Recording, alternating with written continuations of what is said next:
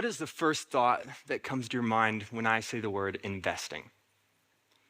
I've asked over 100 people that question in the past few months, and all the responses I got, they all had this one thing in common. You can probably guess what it was. They all said money. And how many of you had that same first thought? Right? It makes sense though that we would think that, right? Investing, it's the act of seeing potential and committing resources to see that potential prosper for a later benefit. That first sum of resources before there's ever any return, that's called principal. And again, a lot of people are really good at doing that with money. Dubai, it's a great example where somebody did this. Up until the 1960s, Dubai really wasn't anything special. It kind of looked like this. It was a small fishing village, kind of a desert. It wasn't until some guy came along who saw potential value hidden underneath the ground of Dubai. He had a vision of what he knew the city could be, and so he invested into Dubai's economic structure. And this is what Dubai looks like today.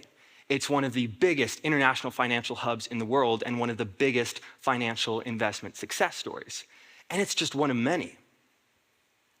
But we start to run into a problem when we begin to view investing as something that's exclusive to this financial world. Where people who don't have a lot of money, they think they can't invest, and people who do have a lot of money, they think it's the only way that they can invest. The problem is that we really limit our ability to make an impact on the world when the only thing we think we can invest is money. Today, I want to solve that problem. I'm going to challenge you to see a potential that exists outside of just the finance world, where all of you have the principal resources needed to invest in this potential and see it prosper. I am indebted to the work of Chad Landrum, David Mao, Vern Streeter, and Kaya Staley for their work and research on this topic. I want to be very upfront with you. This problem is not something that I have always been good at solving. But I've learned a lot from mentors and scholars and research along the way, and I want to share just a small portion of that journey with you today. We're going to start that journey at the beginning. So when my mom was pregnant with me, she and my dad went to go see Return of the King from Lord of the Rings back in 2003. Quick show of hands, how many of you have seen that movie? Okay, so for a long time, that was one of the only movies I was ever allowed to watch because I was homeschooled. But that's okay, because it's a really good movie. One of the best scenes in that movie, it's called The Ride of the Rohirrim. It's a scene where you've got all these soldiers on horses just riding full speed into an army of orcs. The scene's a masterpiece. But what makes the scene so good is the soundtrack. And when that music started playing, I began to wiggle like crazy in my mom's tummy. That was the moment that my parents knew I was going to have a love for music. And so fast forward 3 years, and my dad, he gave me an encyclopedia of music. It was a kid's picture book, and I loved this book. But there was one page in specific that I would spend hours looking at. It looked something like this. It was the anatomy of an orchestra. And over here, you've got the violins. Up here, you've got the percussion. But when I got to the cellos, something special happened. I couldn't take my eyes off them. I loved looking at that page. And it was around that time, my parents took me to a Christmas party. It was hosted at the church I grew up at back in Washington. And we were walking up to the church. I had on these super geeky blue wire rim glasses. And as I've been preparing for this talk, my mom, she was like, no, they weren't geeky, they were adorable. So that means between you and me, we know that they were really geeky. And so I'm walking up and walking through the front doors, and I just stop. Dead in my tracks. Right in front of me is a string quartet, and one of the ladies from the church, she was playing the cello.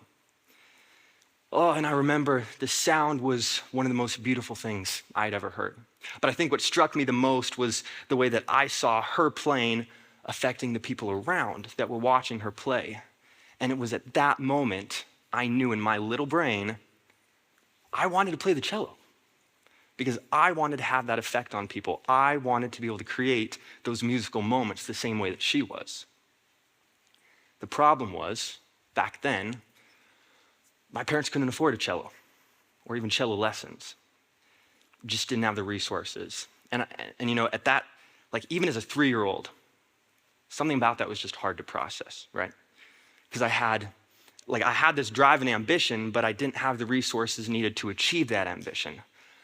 I didn't have the capital to get a cello or a cello teacher, and so I was never going to be able to gain the competence needed to create musical moments the same way this lady had. I also wasn't worth giving them to. I mean, I was 3. I wasn't a prodigy. Someone was going to need to take a risk on me if I was ever going to get past this potential and into prosperity. Kind of felt like I was stuck in this vicious cycle. And I'm curious, in your own way, how many of you have felt stuck in a similar cycle like that before? Yeah. See, that need that you felt and that I felt, it's a need that countless young people feel all around the world. There are 3-year-olds, 9-year-olds, 15-year-olds, 18-year-olds with the potential to just do amazing things and have massive impact in our world, but they can't because they lack someone to equip them with the tools and the knowledge to use those tools effectively. They're stuck in that same vicious cycle. They have the potential, but they lack the principal resources needed to prosper. Do you remember our definition from investing at the beginning of our time together? Investing is the act of seeing potential and committing resources to see that potential prosper. Young people are the huge investment opportunity that we are too often missing. To help you see this, I want to share with you the results of an experiment that I ran recently. And I Googled how to invest in young people. This is a screen recording from my computer. I Googled how to invest in young people. And then I just started scrolling. And you'll notice all of these results answer how to invest in finance for young people. None of them answer the question I asked. So we go to page 2, same story. I can't get an answer to my question. For me, it wasn't until page 3, 27 results later, that I start getting intermittent answers to my very specific question, how to invest in young people. This is scary because we are falling into that trap as a society of viewing investing exclusively through a financial lens.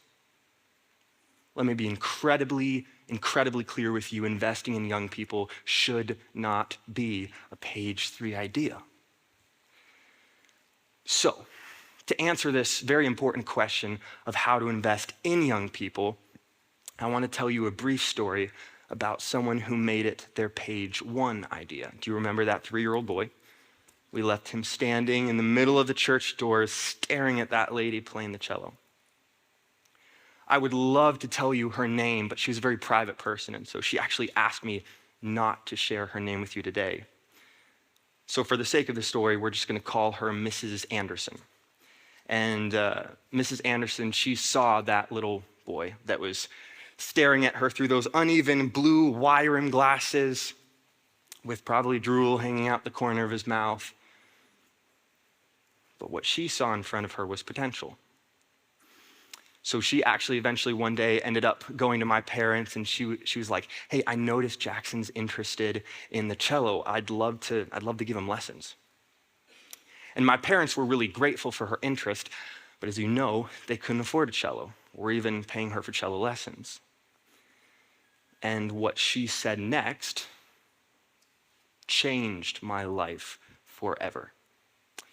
She said that she had an extra cello and that she wanted to give it to me for free and that she wanted to give me cello lessons. So little Jackson started going to play cello lessons. And I was so excited. It was amazing. But I was 3 years old. I had no idea the value of what I was getting. Mrs. Anderson, she gave me cello lessons every week for 7 years. 7 years before we moved.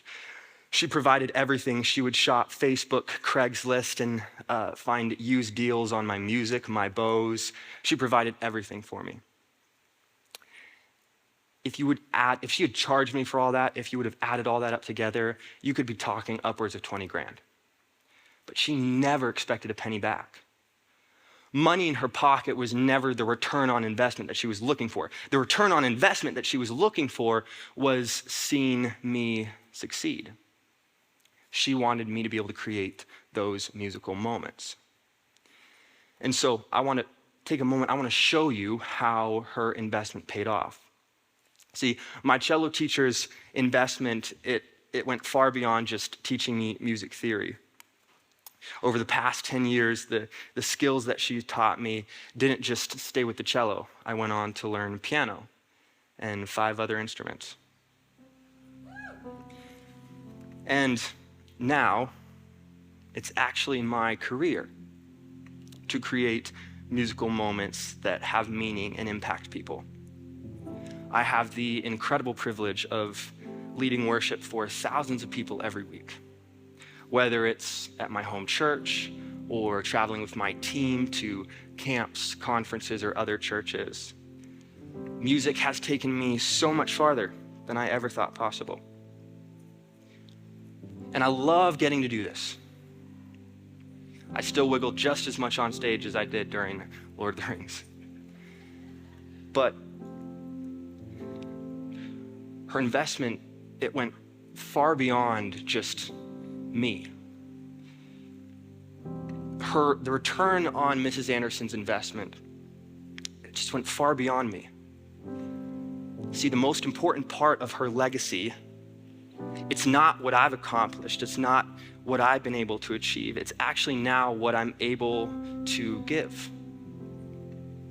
Because the most important part of my job is that I get to invest in, lead, and develop a team of young musicians with the same potential that I did to create these musical moments. I stole Mrs. Anderson's investment strategy. The love,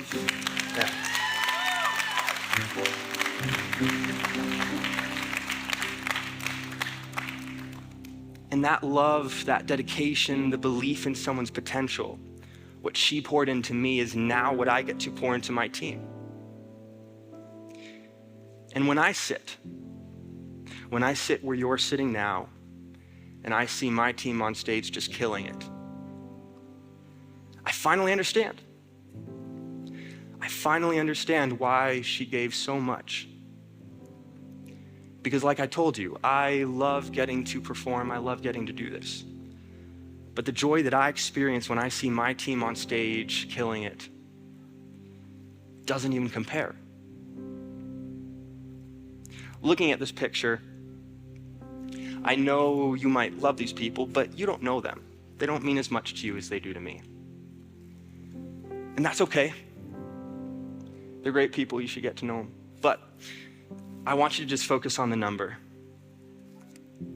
There's one of me, but then there's 13 of them, plus all the ones that couldn't make picture day. Mrs. Anderson's investment, it's multiplying. She's touching a community that she's never even met. But that's what happens. That's what happens when we invest in young people. We give them the principal resources they need to get started. But then they take it, they run with it, and they create this lifetime of value that benefits the world. And I'm going to get to watch that happen as these people go on to invest in others.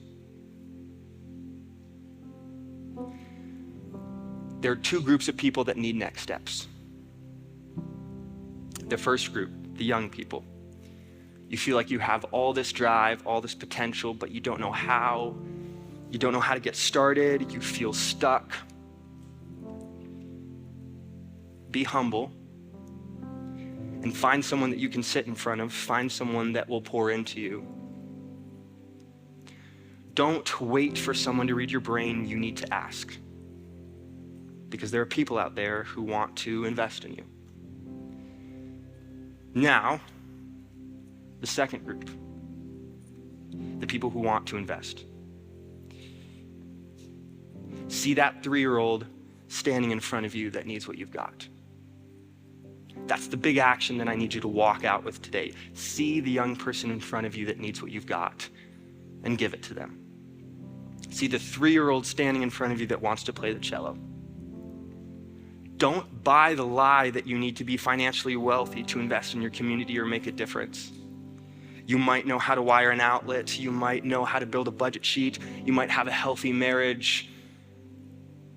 You might know how to play the cello. That's what young people need.